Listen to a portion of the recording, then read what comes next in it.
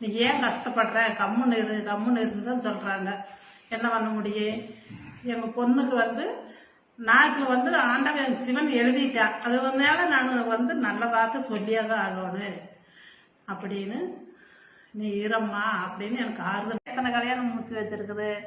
ஒரு ஒரு வளகாப்புக்கே போனாலும் இந்த குழந்தை பிறக்கு அப்படின்னா அதே மாதிரி தான் பிறக்கு. அந்த அதிர்ஷ்டம் இருக்குதுன்னா அது அப்படியே தான் நடக்குது.